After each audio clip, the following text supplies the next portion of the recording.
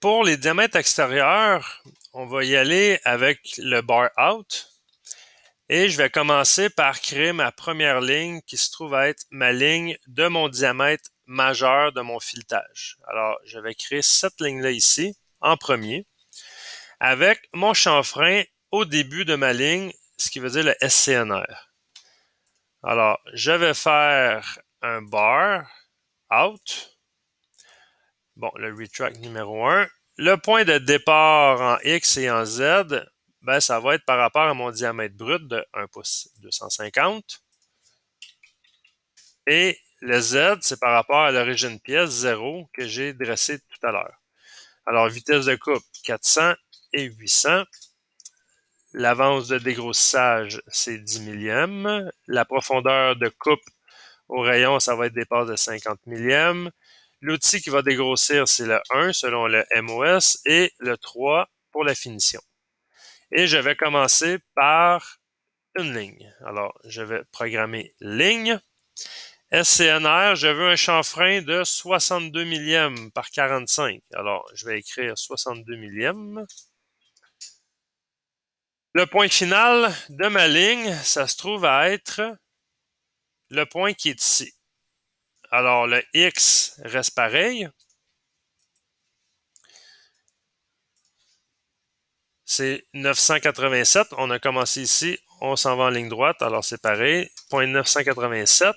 Là, en passant, le diamètre qu'on vous a dit ici, on vous l'a déjà calculé, mais dans le Machinery Handbook, pour le filet 1 pouce 8, on a le maximum et le minimum qu'on doit maintenir dans le diamètre majeur. Ça veut dire le diamètre qui est cylindrique avant de faire le filet. Et ça ici, le 987, c'est la moyenne du max et du min. En additionnel maximum avec le minimum, on divise par 2, ça nous donne le diamètre moyen, puis on programme avec le diamètre moyen. Alors, 987, le Z, ça se trouve à être jusqu'à l'épaulement ici de 750. Alors, Z, 750. J'ai pas de FCNR à la fin de ma ligne. J'ai pas rien de particulier là. Et l'avance pour la finition va être de 5 millièmes. Ensuite, je vais programmer ma deuxième ligne ici. Et on remarque qu'il y a un cercle vert ici. Ça veut dire qu'il va falloir mettre un arrondi de 15 millièmes pour les bavurages parce que c'est un coin vif. Alors, je refais une ligne. Le SCNR, c'est au début de ma ligne. Je vais ajouter un rayon au début de ma ligne. Alors, je vais cliquer Corner. Je vais mettre 15 millièmes de rayon. Le point final en X, ça se trouve à être 1 pouce 125. Et en Z, ça se trouve à être l'épaulement qui est ici à 1 pouce. J'ai pas de FCNR non plus. J'ai pas de rayon ou de chanfrein à la fin. Et c'est toujours 5 millièmes. Ensuite,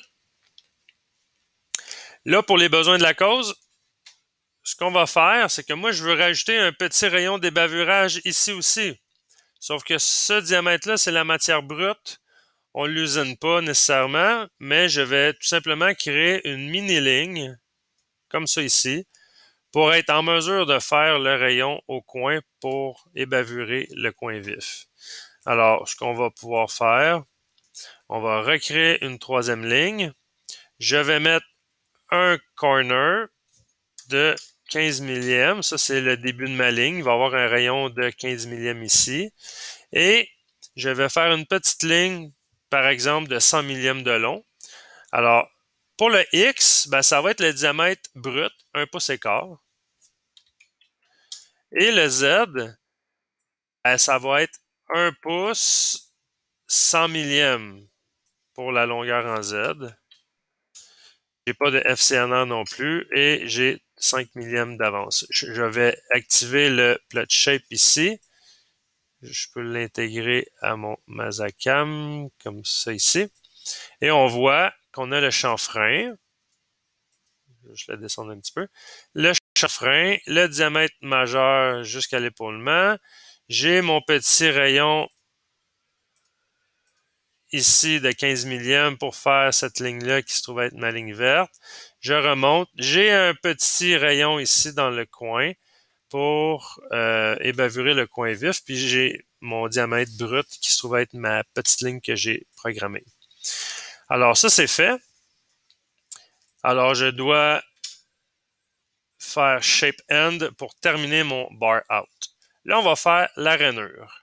La rainure, elle se trouve être ici. J'ai un chanfrein seulement à droite. À gauche, j'ai pas de chanfrein ni de rayon. Alors, je vais sélectionner le grooving, mais seulement en travaillant le côté droit de ma rainure.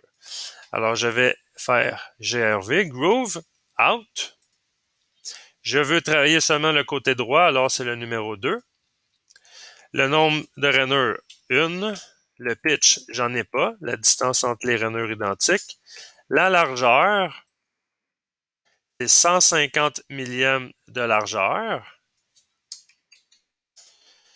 J'ai pas, pour la finition de la rainure, je vais lui laisser 5 millièmes de surépaisseur sur les côtés et dans le fond pour la finition. Les vitesses de coupe, on les garde telles quelles. Alors 400, 800. L'avance, je vais la diminuer à 5 millièmes. La profondeur de coupe, à chaque passe, c'est 30 millièmes. L'outil qui va faire le dégrossage, c'est l'outil numéro 4 à rainurer. Et aussi pour la finition, ça va être l'outil numéro 4. Le SCNR, ça c'est le coin de départ, le coin à droite, parce qu'on avait choisi l'option numéro 2, qu'on travaille seulement du côté droit de la rainure. Je veux un chanfrein de 62 millièmes. Alors, on va écrire SCNR 62 millièmes.